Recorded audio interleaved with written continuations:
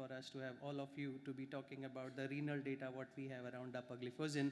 And definitely, I don't want to be standing here between you and the experts who are here with us. So with that, I would say over to the MC, Dr. Papa.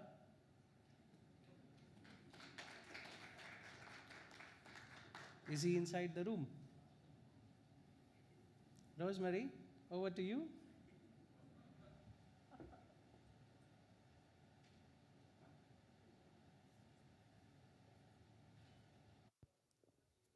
Yes, thank you very much, Apit.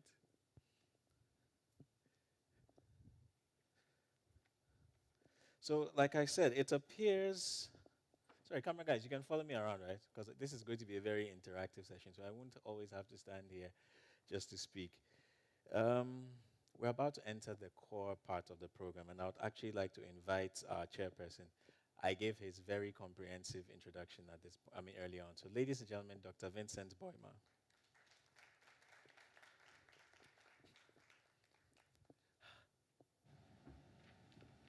So I wish to say that I'm a graduate of the University of Ghana Medical School and not NYU. So just a point of correction. We are all here to talk about a particular molecule, a drug that is already in the system. All of you are familiar with it. We've been using it already, but today we are discussing that same drug in another context, in the context of patients who have chronic kidney disease. And this is really important because of the increasing burden of kidney disease worldwide. And we know that the average is between 11 to 13% globally.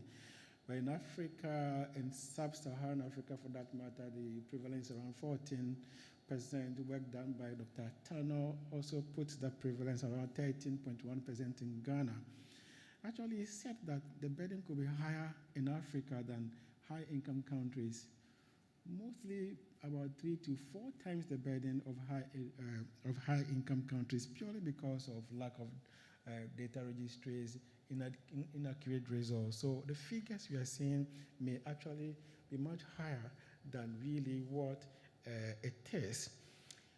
Most importantly, it's worth noting that this CKD tends to affect the very young people in our society, those who are economically productive, who should be servants in society, who should be working out there, are the ones who are being afflicted and taken out of office to be in a hospital, to be going for dialysis 3 times a week.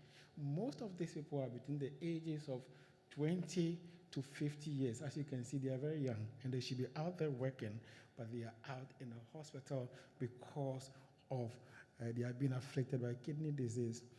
Worst of all, most of these people are not picked early. There's no early detection. It's a problem in our part of the world. They present very late, already needing dialysis, and if they are privileged, kidney transplant. So there is a problem with early detection. Worst of all, most of these people who are afflicted by this disease can't afford the cost of dialysis in the long term. So the cost is a problem.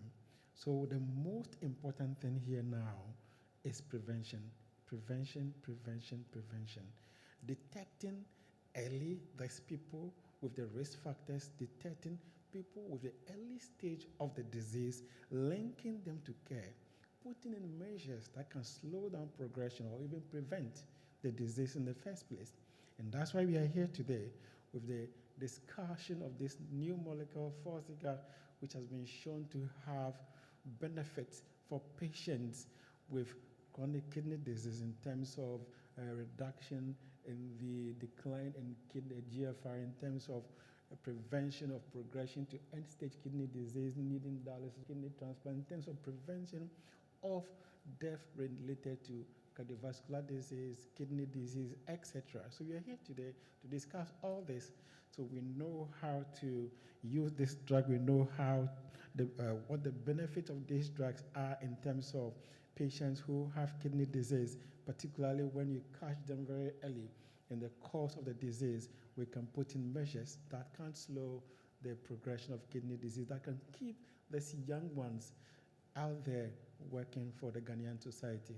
So having said that, you're all welcome to this evening's presentation, and we hope that you will leave here having taken a message home regarding the use of this molecule, which you are already familiar with in patients with chronic kidney disease. And we will plead with the MC. I know the MC is very used to AstraZeneca. I can see that he has come to work, he's come to stay. Very much. But so I'm going to really use the powers of the chairman, or chairperson, to say that we will plead with our presenters to really stick to time, or if possible, use less time in doing their presentations, to have some short time for questions, so that we can all hurry up and leave here on time or early. Thank you very much.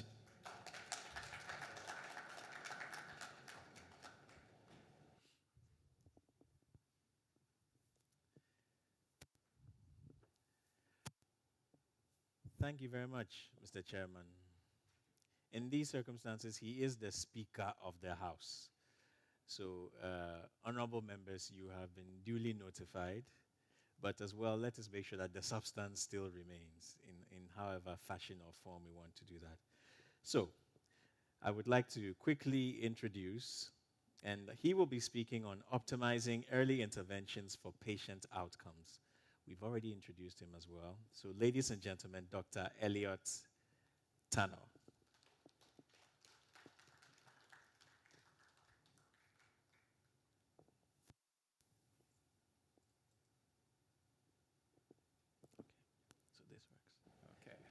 So thank you very much. I like to be a bit mobile. The legs are long, so I try to use them. I hope you can hear me. Oh, fantastic. All right. So the topic kept changing, and I think it's all boiling about the same thing, basically, as to how we can optimize prevention, of course, early detection. My name is Elliot, and I'm hoping in the next 30 or so minutes, we'll be able to get a fair idea of what happens so far as patients with kidney disease are concerned, and how you and I can make sure that we prevent them from, progressing and getting to end stage wherever you find yourself. All of us have a part to play, and I'm hoping I'll be able to get to you to do that. So we'll just quickly discuss the burden of kidney disease. I'm not sure the pointer is showing. The challenges in the management of kidney disease in Ghana. Indeed, we really struggle as nephrologists, and I think my boss, Dr. Boima, is here.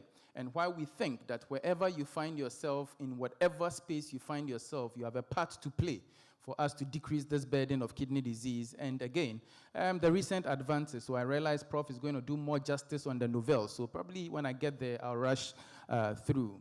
All right, so we'll be talking about 2 kidneys in 30 minutes, and I hope we'll be able to do justice. Okay. All right, so basically, the problem is a big problem. We have over 843 million people with chronic kidney disease. Indeed, if you look at the global picture, you worry so much about the fact that this is indeed, there was some article I wrote some time ago as to why kidney disease is so important, but so far as non-communicable diseases are concerned, it's neglected.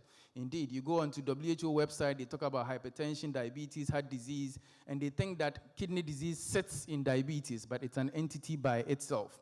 And this actually showed only 2 countries down here. The pointer is not showing.